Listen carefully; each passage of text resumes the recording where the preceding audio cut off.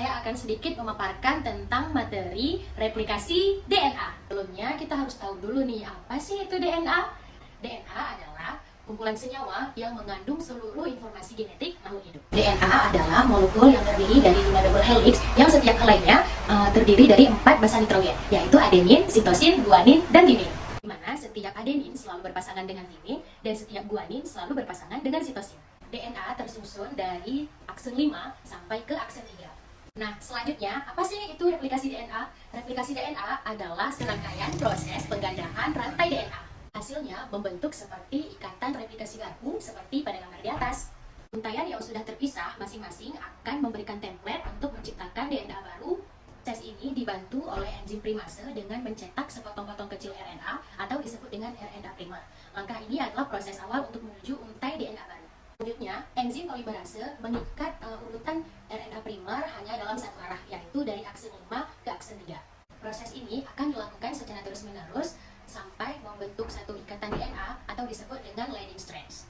Untuk untai lainnya yang tertinggal di bawah tidak bisa dibuat dikarenakan berlawanan arah. Karena itu, polimerase hanya dapat membuat DNA pendek di untaian leading strand atau disebut dengan fragmen Okazaki. Proses pembuatan DNA primer dan fragmen Okazaki dibuat secara terus-menerus sehingga untai DNA terpenuhi sehingga dapat menghasilkan untaian DNA baru. Nah, sekian tadi pemaparan tentang replikasi DNA.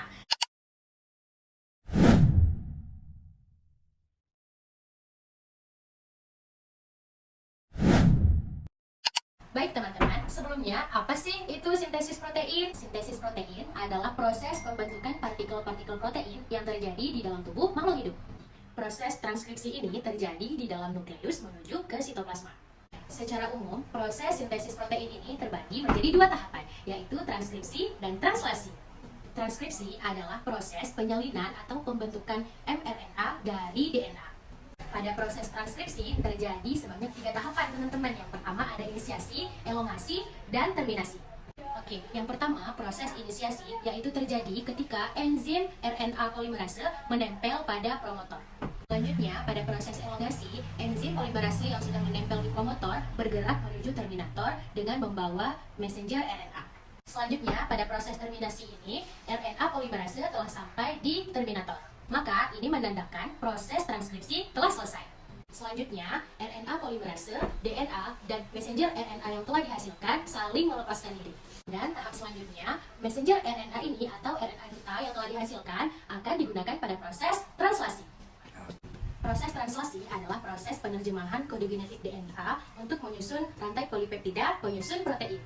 Sama halnya dengan proses transkripsi, proses translasi ini juga mempunyai 3 tahapan, yaitu proses inisiasi, elongasi, dan terminasi. Pada proses inisiasi, kodon pertama mRNA yang mencapai ke ribosom disebut dengan kodon start, yaitu berupa A, U, G. Selanjutnya, proses elongasi, yaitu ketika kodon yang dibawa oleh messenger RNA akan diterjemahkan menjadi asam amino. Selanjutnya, masing-masing asam amino tadi akan dibawa dan digabungkan oleh tRNA dengan bantuan antikodon untuk membentuk rantai polipeptida atau protein.